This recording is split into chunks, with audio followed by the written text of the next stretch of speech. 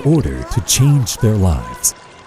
People have created splendid history and culture, and the ever-running, the Grand Canal has come into being.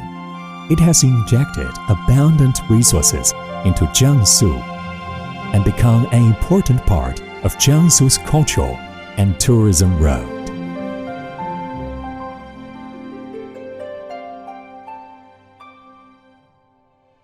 The prosperity of Jiangnan has contributed to the unique charm of Huaiyang cuisine, where there are also a variety of local snacks.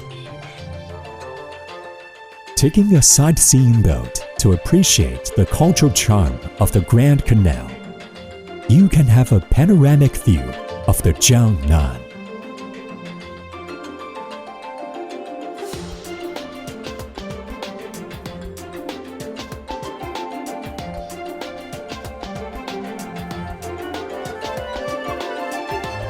From the essence of history and culture to interpret Yangzhou, many poetic and pictorial stories covering Yangzhou in the Mid-Autumn Festival has been passed down to this day, among which the most famous is 24 Bridges in Yangzhou under the moon.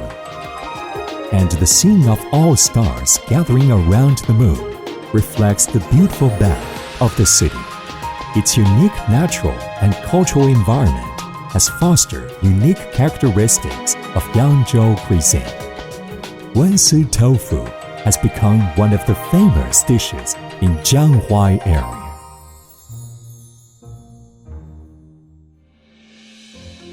Jingling, the ancient capital, is surrounded by mountains, posing a magnificent and precipitous manner. The magnificent history and culture here have triggered the inspiration of the literati living along the banks of Qinghai River, and the improvisational poems created by them have become well-known sentences for thousands of years, granting a special definition to the Mid-Autumn Festival. Food culture is one of the great characteristics of Nanjing. Nanjing's snacks are well known all over the world and are ranked first among the 4 major snacks in China. The excavation of the Grand Canal seems to be the beginning of the economic rise of Jiangnan. The old neighborhood of Huishan Ancient Town entertains the returning relatives with stone pole meat on the Mid-Autumn Day. The family affection, the blood is thicker than water, is naturally revealed inadvertently.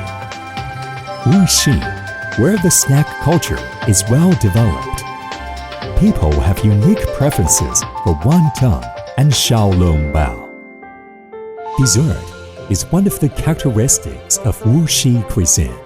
Sweet and sour spare ribs is one of the best specialties in Wuxi.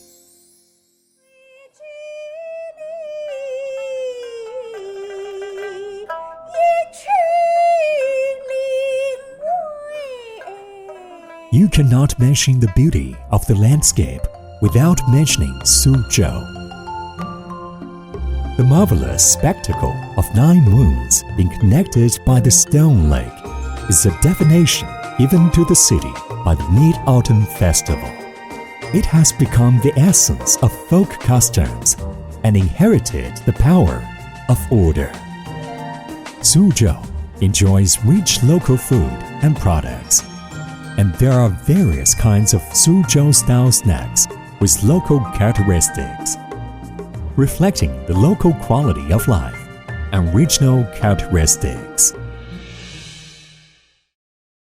In Mid-Autumn Festival, when family gets together, it is of course of special significance to enjoy the moon and taste delicious food, which is not only an appropriate time for relatives to exchange feelings, but also an important embodiment of Chinese folk customs. Mooncake seems to be an indispensable part of this festival, and it also represents people's desire for perfection. 1,000 years ago, Su Dongpo left this obsession in his poems with this cordial emotion. In the cultural heritage, people's delicacies are all made for this expectation, which is the greatest charm of the Mid-Autumn Festival. The land of Yangtze, Huaihe River, welcomes guests from all walks of life.